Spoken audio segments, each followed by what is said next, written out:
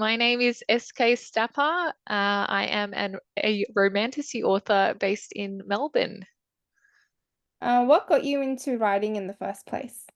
So I used to be an English teacher, and I actually specialized at uni in teaching medieval history and linguistics.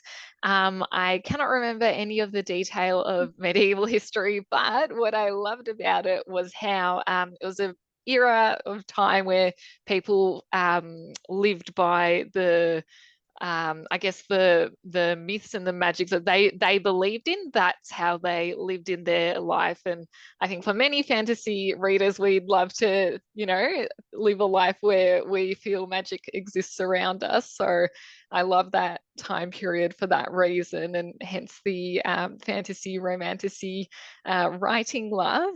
And then with my English teaching, I love linguistics. I love the structure of language and how um, the way a sentence is structured and certain words are emphasized can, convince people, persuade people, make an impact in our lives. And that's just from the power of language and sentences, not to go too nerdy, but yeah, I absolutely love all that.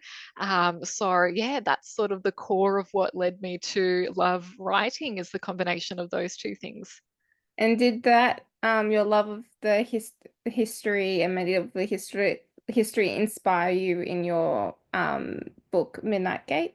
Yeah, absolutely. Like that's definitely the time period that I wanted to write in. Although it's not by the books, it's not Yeah.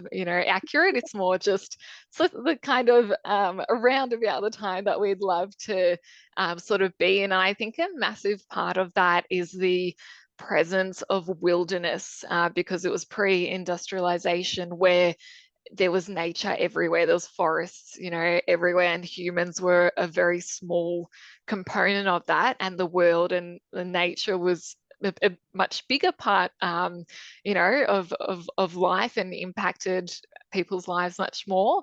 But what really inspired Midnight Gate is my Slavic background. So I'm Serbian and I was born in Croatia. But so I've loved Slavic mythology, and I started writing a book based very strictly on Slavic mythology, but found that the research was very time consuming, and my brain kept going, oh, but what if that happened, or what if that happened? So we've sort of just based some key things, like we've got a creature called a Vukodlak, which is like half werewolf, half vampire. So that's very prevalent in Midnight Gate. So yeah, kept some of those key elements, but made it romantasy. I think history, like and mythology, can go down so many rabbit holes as well when you're writing. Yes. He's like, I like this part of something. Let me explore and research a bit more, and you just go Oh into a my deep dive. goodness. Absolutely. And that's fun, but it's not writing. The book doesn't go anywhere. Spend a lot of time researching, not actual writing at all. Exactly. My experience exactly. How did you choose which character to center the story around?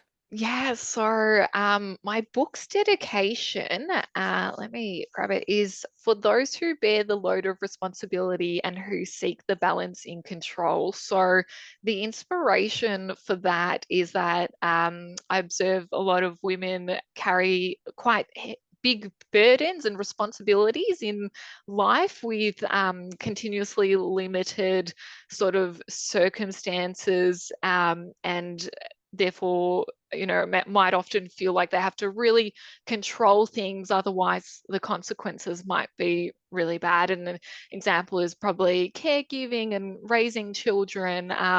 So I think so the reason that the book centers around our main character, Nevin a Nightfall, is because she's going through a journey of having lived a life where she thinks she needs to everything to be in her complete control for things to be okay, and learning how to let that go in a safe space. That's like perfect. I think everyone needs to have that type of story and follow that type of character as well. To Oh, like yes, that's I can see myself in them a little bit. yeah. What's your process like for writing your book? Are you a plotter or are you a pantser? So I start off as a plotter. I have an Excel spreadsheet where I map everything out to the exact percentage points of for 3% of the book. This is, this chapter and how many words. When I get up to about halfway, the other ideas start flooding my head. So most of that goes out the window, but I don't think I could write a book without it. I need that structure in my brain to try and follow, but then I pants the rest of the way through it. I think you just need like a stepping stone to get you there, and then like, Yeah, okay, got this now. I don't need that's this. that's right. Maybe it feels like I'm doing something when you sort of don't know what you're doing yet. So yeah, It's a learning process all the time. totally, totally. How did you go about world building and character building? Yeah, so I'll start with world building. I love fleshing out a world to the point where I know its history like 1,000 years before. I feel like I need the world to make sense, even if there's, magical things happening. There needs to be a reason for why society is structured the way it is and why, the architecture is a certain way. So yeah, I in my own head, and in my planning, I work out what's happened for this world to be the way it is, but that doesn't necessarily make it onto the page. But I just feel like you can feel the depth and the sort of realness of a world if there are sort of indicators to why it is a certain way. And for characters, I'll base them, I'll start with a thing that like a lesson that they need to learn, something that they need to overcome. And then that often shapes their personality and their plot throughout a book. So, what happens to them will be things that make them fail in their whatever their internal struggle is, and then hopefully gets them over that hurdle, and they hopefully succeed. Do you do all this before you actually start writing the book? This is in your planning process. You do, sort of know all of this before you start writing and sort of not discovering as you go. Yeah, it's a bit of both. So certainly the main character, I'll start with a theme for the book, what the underlying message is and base the main character around that. And then it's a bit of a discovery process for the rest of the characters. And most of their journeys will either be complementing or antagonizing the protagonist's journey. I think that's always interesting to find out because I sort of could think, oh, you need to know like your world completely beforehand and all your characters. And it's like, you don't really need to, need to know a little bit to get you going, but then True. just Yeah. you can discover it as you go as well. Totally. So to get you going, that's the important part, totally. Did you have a favorite moment to write in Midnight Gate? Yeah, so it would be the opening scene, I think, because that's the image that landed in my head that made me want to write this book. So, yeah, I've reread and rewritten that scene so many times and really enjoyed it. It's also where the meet cute happens. So, yeah, that's why it was such a Perfect. fun. Yeah, it all Perfect happens scene to there. write. Yeah. So, yeah, So definitely the fun one. it's so good that like that's the scene also, like the meet cute as well as the opening scenes. Like, yes, thank you. This is going to be a good book. Yes. Which of your characters do you relate to the most and why? So, Nevena's friend in the book, her name is Cavi, and I think I relate to her most, even though she doesn't have a huge part in this book. But she sort of looks out for other people and maybe notices when someone else is struggling and feels like, oh, I want to, like help that person out. And I sort of feel like we all have a bit of that. We want to help the underdog or root for the underdog. So, I think that's why I relate to Cabby the most. You always need that like caregiver, the mother hen of the friend group as well. Yeah, totally. Yeah, that's Cabby in the book. Yeah. How has writing and publishing a book changed the way you see yourself, if it has?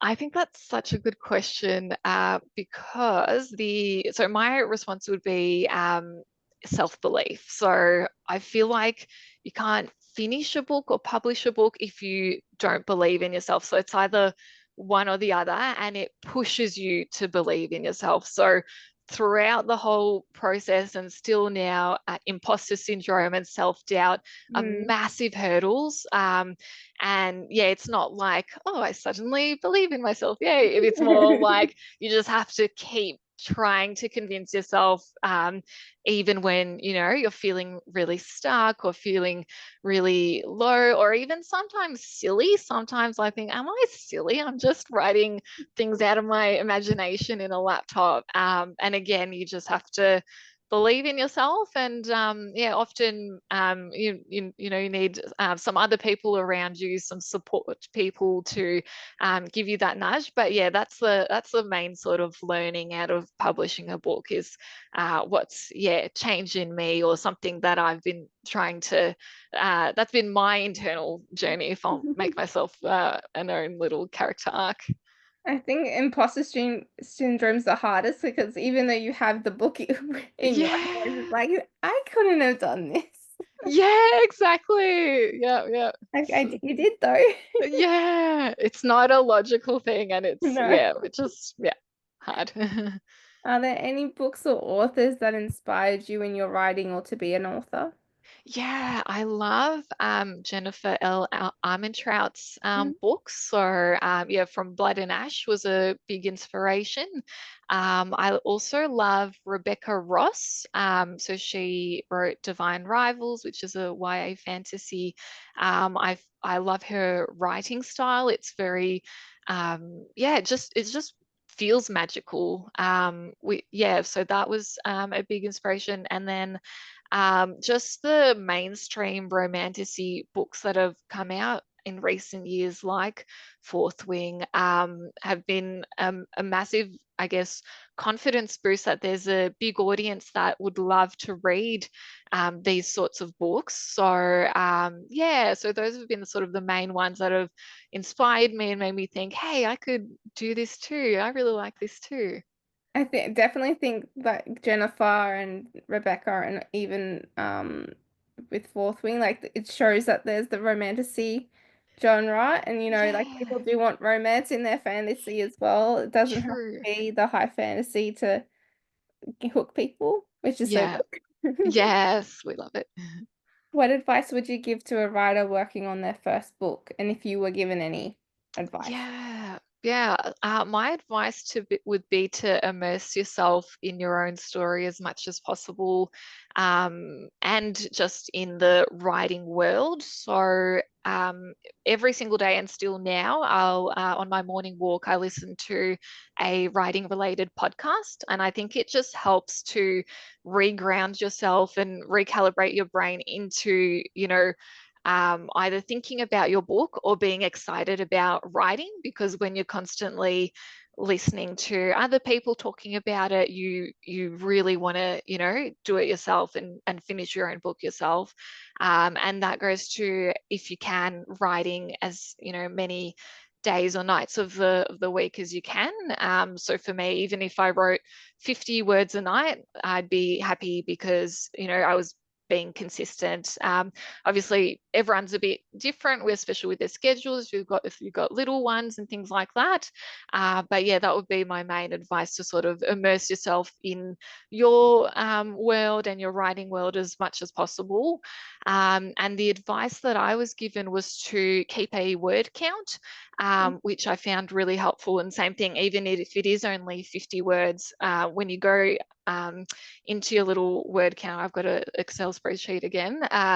You can say, oh, I yesterday I did 50, but today I did 100, and the next day you might do 500, and the day after that might be 1,000. And it just really helps to keep you consistent, and see that you're progressing as well, which is great. I guess it would also be sort of like a yes, I'm slowly getting there and the words are coming down, which is what I Yeah, need. absolutely. Exactly. Do you have a favorite writing snack or drink?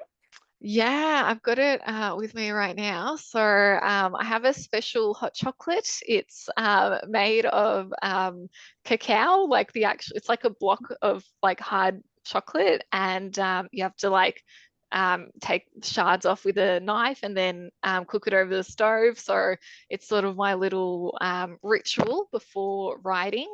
And yeah, it's sweet, has a tiny bit of caffeine in it. So yeah, love my little hot chocolate. Perfect to get you in the mood to write as well. Exactly. Do you play music while you write? And if you do, what's your favorite type of music? Yeah, so I used to, but I don't anymore because then I found that I would associate that music, even if it was like very gentle music, sometimes you associate it with like even the stress of writing, like Mm. the guilt of it. Like, oh, I should be, if I'm listening to this song, I should be writing, or this genre that I once found relaxing. Now it's a bit more like it feels more like work, if that makes sense. Um, Even though, writing is definitely fun most of the time, but there's still that element of, I don't know, yeah, work, I guess. So yeah, I stopped listening to music for that reason, and usually just have the window open for a bit of white noise of things going past in the background. I also guess it would also sort of don't want it to slowly go into dialogue or anything as well, like, and So singing along true. with songs. Yeah, so true. And my final question is, who has been the biggest supporter of your writing? That would be my hubby. His name is James. So he, yeah, as was a person who, when I experienced self-doubt, will say, "What are you talking about? Look what you've done. You've done this," and just very supportive and very understanding of all the weekends where I've been writing the whole day and whole night to make it to my deadlines to get work to editors and things like that. So yeah, very thankful to my beautiful husband James for being super, super supportive. You definitely need the person with, like, closest to you to be the one to push Yes. you on. And, like, "Thank Yeah, you for letting me lock myself in the room to write." absolutely. Yeah.